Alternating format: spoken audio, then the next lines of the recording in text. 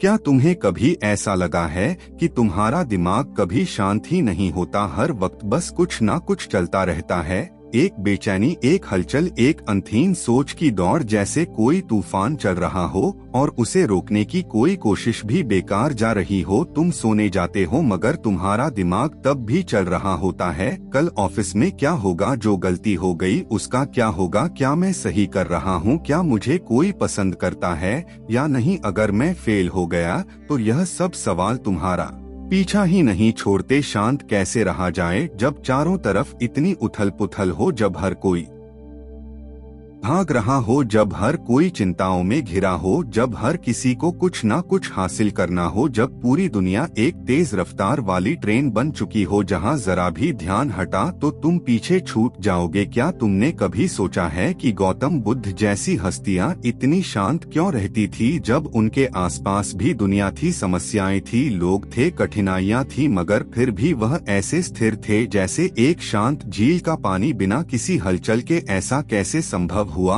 और चाणक्य जो राजनीति, कूटनीति और युद्ध जैसी स्थितियों के बीच भी एकदम स्थिर रह सकते थे, उनकी बुद्धि कभी विचलित नहीं होती थी, वह कभी भावनाओं के बहाव में नहीं बहते थे, बल्कि वह अपने मन और दिमाग को अपने नियंत्रण में रखते थे। क्या उनके पास कोई जादू था? अगर बुद्ध और चाणक्य दिमाग को शांत रख सकते थे तो हम क्यों नहीं? हम क्यों हर छोटी बात पर घबरा जाते हैं? हम क्यों चिंता और तनाव को खुद पर हावी होने देते हैं? क्या वाकई हम अपने मन पर कोई नियंत्रण नहीं रख सकते? अगर तुम्हारा दिमाग शांत नहीं है तो समझ लो कि तुम अपने ही सबसे बड़े दुश्मन बन चुके हो, क्योंकि जब तुम्हारा मन अशांत होता है तो तुम्हारी सोच गलत फैसले लेने लगती है। तुम छोटी छोटी बातों पर घबरा जाते हो और धीरे धीरे तुम्हारी जिंदगी से सुकून गायब हो जाता है। और फिर चाहे तुम कितना भी बड़ा लक्ष्य क्यों न हासिल कर लो, वह तुम्हें खुशी नहीं देगा, क्योंकि तुम्हारे भीतर शांति ही नहीं होगी। क्या सच में इस भागदौड़ भरी जिंदगी में भी हम दिमाग को शांत रख सकते हैं?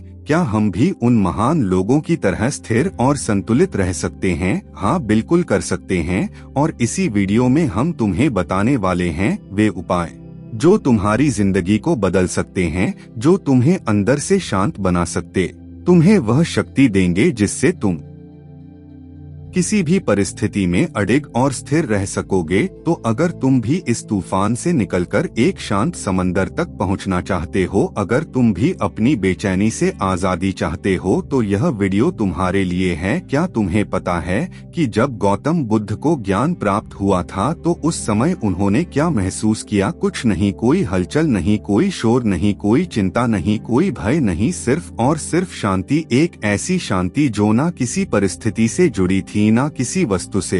वह शांति उनके भीतर थी और यही वह शांति थी जिसने उन्हें सिद्धार्थ से बुद्ध बना दिया। लेकिन सवाल यह है कि यह शांति आती कहां से है? क्या यह केवल बुद्ध जैसे महापुरुषों के लिए ही थी? क्या हम जैसे आम लोग कभी इसे महसूस कर सकते हैं? गौतम बुद्ध ने कहा था, मनुष्य का मन उसी के दुख का कारण है, अगर तुम इसे नियंत्रित कर सको तो तुम दुख से मुक्त हो जाओगे। लेकिन क्या सच में ऐसा संभव है? क्या हम अपने दिमाग को इतना नियंत्रित कर सकते हैं कि कोई चिंता, कोई डर, कोई गुस्सा हमें हिला ना सके? एक दिन एक शिष्य ने बुद्ध से पूछा, भगवान, मेरा मन बहुत अशांत रहता है, हमेशा उलझनों में फंसा रहता है, मैं इसे शांत कैसे कर सकता हूँ? बुद्ध मुस्कुराए और उन्होंने कहा, इस प्रश्न का उत्तर पाने के लिए तुम एक कटोरे में पानी भरो और उसे लेकर यहाँ आओ। बुद्ध ने कहा, अब इस कटोरे को हिलाओ। शिष्य ने कटोरे को हिलाया और पानी में लहरें उठने लगी, पानी इधर उधर छलकने लगा। फिर बुद्ध ने पूछा, अब इसे बिना हिलाए छोड़ दो। शिष्य ने कटोरा जमीन पर स्थिर रख दिया। कुछ समय बाद पानी पूरी तरह शांत हो गया। तब बुद्ध बोले, देखो, तुम्हारा मन भी इसी पानी की तरह है। जब तुम इसे लगातार हिलाते हो तो इसमें हलचल होती है, मगर जब तुम इसे स्थिर छोड़ देते हो तो यह अपने आप शांत हो जाता है। गौतम बुद्ध ने हमें यह सिखाया कि अगर मन को शांत करना है तो सबसे पहले हमें इसे हिलाना बंद करना होगा, हमें इसे ठहरने का मौका देना होगा। और यही पहला उपाय है ध्यान। ध्यान यानी अपने विचारों को स्थिर करना, अपने भीतर झांकना, अपने आप को सुनना। क्या तुमने कभी 5 मिनट भी बिना किसी विचार के बैठे रहने की कोशिश की है? मुश्किल लगता है ना? क्योंकि हमारा मन लगातार दौड़ता रहता है, कभी अतीत में, कभी भविष्य में, मगर ध्यान हमें इस भागदौड़ से निकालकर वर्तमान में लाता है। और जब हम वर्तमान में होते हैं तो हमारा मन पूरी तरह शांत हो जाता है। बुद्ध कहते थे, अगर तुम अपने मन को नियंत्रित करना चाहते हो तो सबसे पहले अपनी सांसों को नियंत्रित करो, क्योंकि जब तुम्हारी सांसें तेज होती हैं तो तुम्हारे विचार भी तेज होते हैं। जब तुम्हारी सांसें स्थिर होती हैं तो तुम्हारा मन भी स्थिर होता है। इसलिए अगर तुम्हें अपने दिमाग को शांत रखना है तो हर दिन बस 5 मिनट के लिए अपनी सांसों को महसूस करो। गहरी सांस लो, धीरे धीरे छोड़ो, कुछ मत सोचो, बस अपनी सांसों के बहाव को देखो। यही वह सीक्रेट है जिसे खुद बुद्ध ने अपनाया था, और यही वह सीक्रेट है जिससे तुम भी अपने विचारों पर नियंत्रण पा सकते हो। लेकिन ध्यान और सांस के अलावा बुद्ध ने हमें एक और महत्वपूर्ण चीज सिखाई, और वह है वर्तमान में जीने की कला। तुम क्या सोचते हो? तुम्हारी सारी चिंताओं का असली कारण क्या है? जो हो चुका है या जो होने वाला है? सच्चाई यह है कि हमारा दिमाग या तो अतीत की गलतियों में उलझा रहता है या फिर भविष्य की चिंताओं में, और इसी वजह से हम कभी भी शांति महसूस नहीं कर पाते। बुद्ध ने कहा था, जो अतीत में रहता है वह दुखी रहता है, जो भविष्य में रहता है वह चिंतित रहता है, लेकिन जो वर्तमान में जीता है वही वास्तव में जीता है। अगर तुम वास्तव में अपने दिमाग को शांत रखना चाहते हो तो बस एक चीज सीख लो, हर पल को पूरी तरह जीना। जब तुम खा रहे हो तो सिर्फ खाने पर ध्यान दो, जब तुम किसी से बात कर रहे हो तो पूरी तरह वहां मौजूद रहो, जब तुम काम कर रहे हो तो सिर्फ काम पर ध्यान दो, और जब तुम आराम कर रहे हो तो पूरी तरह आराम करो। गौतम बुद्ध ने हमें सिखाया कि शांति कहीं बाहर से नहीं आती, शांति हमारे भीतर से आती है।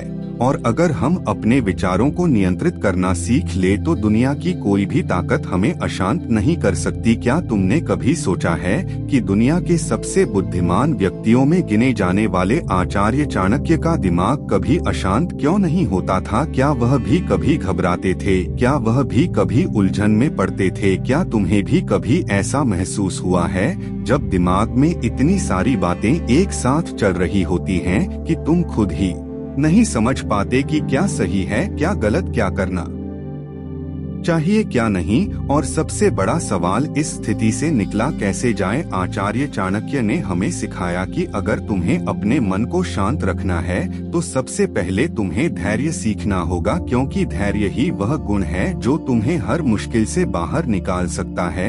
लेकिन धैर्य का मतलब क्या है? क्या यह सिर्फ चुपचाप बैठकर इंतजार करना है? नहीं, धैर्य का मतलब है सही समय का इंतजार करना, सही अवसर को पहचानना और सही निर्णय लेना। चाणक्य ने कहा, एक समय की बात है, एक शिकारी जंगल में शिकार करने निकला। उसने एक हिरण देखा और धनुष पर तीर चढ़ाया, लेकिन तभी उसकी नजर एक शेर पर पड़ी जो झाड़ियों में छिपा हुआ था। शिकारी घबराया, अगर उसने हिरण पर निशाना लगाया तो शेर उस पर हमला कर सकता था, और अगर उसने शेर पर निशाना लगाया तो हिरण भाग सकता था। उसने एक क्षण के लिए अपनी सांस रोकी, अपने दिमाग को शांत किया, और फिर उसने वह निर्णय लिया जिसने उसकी जान बचा ली। चाणक्य हमें यही सिखाते हैं कि जब भी तुम्हें लगे कि तुम्हारा दिमाग अशांत हो रहा है, जब भी तुम किसी फैसले को लेकर उलझन में हो, तो सबसे पहले रुको, तुरंत कोई निर्णय मत लो, अपने विचारों को स्थिर होने दो, और जब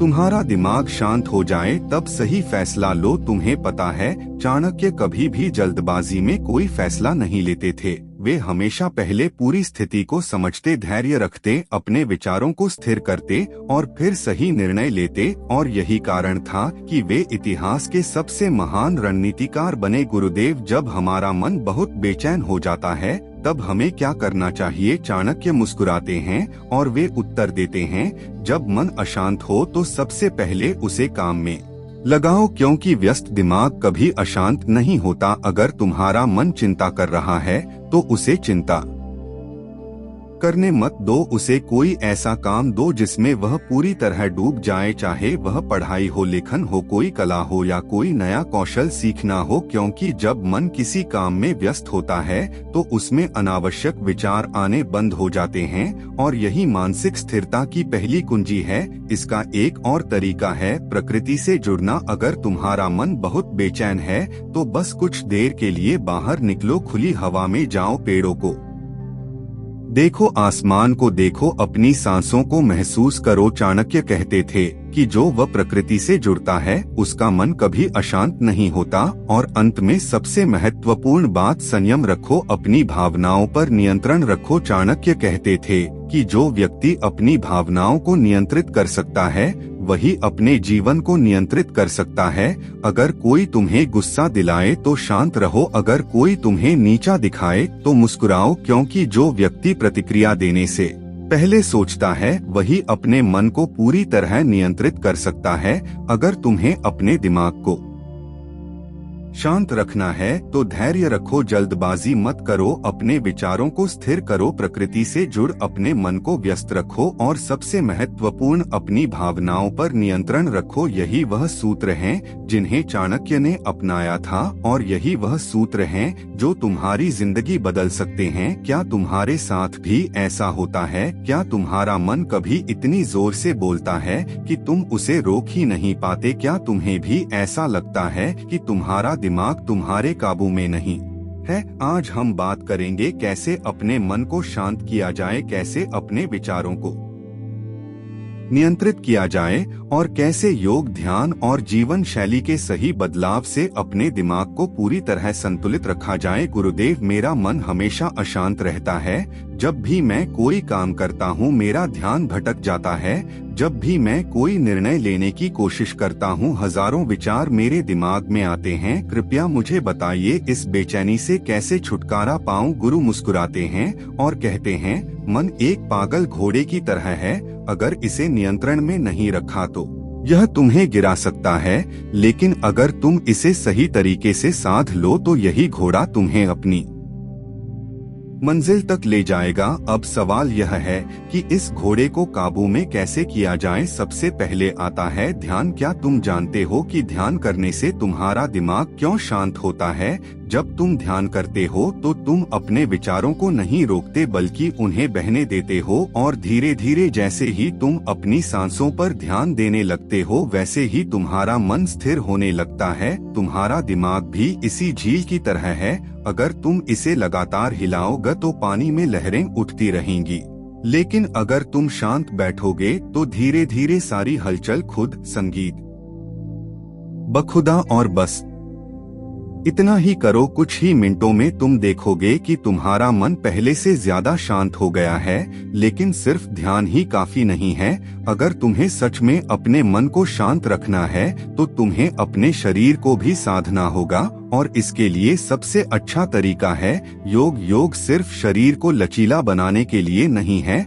योग का असली मकसद है तुम्हारे दिमाग और शरीर को एक साथ संतुलित करना। अगर तुम्हारा शरीर तनाव में रहेगा तो तुम्हारा मन भी बेचैन रहेगा, लेकिन अगर तुम्हारा शरीर संतुलित होगा तो तुम्हारे विचार भी स्थिर रहेंगे। अगर तुम हर दिन बस 10 मिनट अनुलोम विलोम कर लो तो तुम्हारा दिमाग खुद ही शांत होने लगेगा, क्योंकि जब तुम अपनी सांसों को नियंत्रित करना सीखते हो तो धीरे धीरे तुम्हारा दिमाग भी नियंत्रण में आने लगता है। अब बात करते हैं जीवन शैली सुधारने की। क्या तुम जानते हो कि तुम्हारा खान पान, तुम्हारी दिनचर्या और तुम्हारा सोने जागने का समय भी तुम्हारे मानसिक स्वास्थ्य को प्रभावित करता है? अगर तुम हमेशा तला भुना खाना खाते हो, देर रात तक जागते हो और दिन भर मोबाइल या लैपटॉप पर रहते हो तो तुम्हारा मन कभी भी शांत नहीं रहेगा। अगर तुम सच में अपने मन को शांत रखना चाहते हो तो तुम्हें अपनी दिनचर्या को सुना होगा। जल्दी सोना, जल्दी उठना, हल्का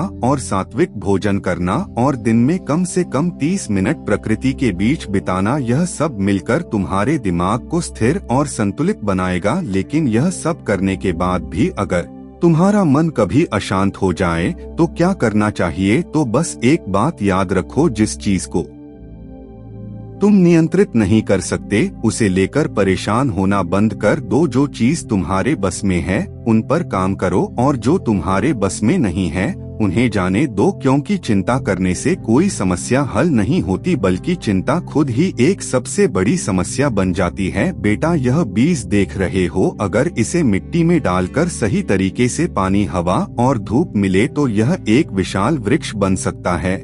लेकिन अगर इसे बस पकड़कर रखो, डरते रहो कि कहीं यह खो ना जाए, तो यह कभी कुछ नहीं बनेगा। तुम्हारा मन भी ऐसा ही है, जब तक तुम इसे कसक पकड़ोगे, इसे नियंत्रित करने की कोशिश करोगे, तब तक यह और ज्यादा भागेगा। लेकिन जब तुम इसे सही माहौल दोगे, ध्यान, शांति, सही विचार, तो यह तुम्हारा सबसे बड़ा मित्र बन जाएगा। शांत मन कोई जादू नहीं, यह एक साधना है। अगर तुमने इसे समझ लिया तो कोई भी परिस्थिति तुम्हें हिला नहीं सकती। याद रखना, दुनिया का सबसे शक्तिशाली व्यक्ति वह नहीं जो सबसे ताकतवर है, बल्कि वह है जिसने अपने मन को साध लिया है। तो अब फैसला तुम्हारा है, क्या तुम अपने विचारों के गुलाम बने रहोगे या फिर अपनी शांति के स्वामी बनोगे। शांति बाहर नहीं भीतर है, बस इसे देखना सीखो।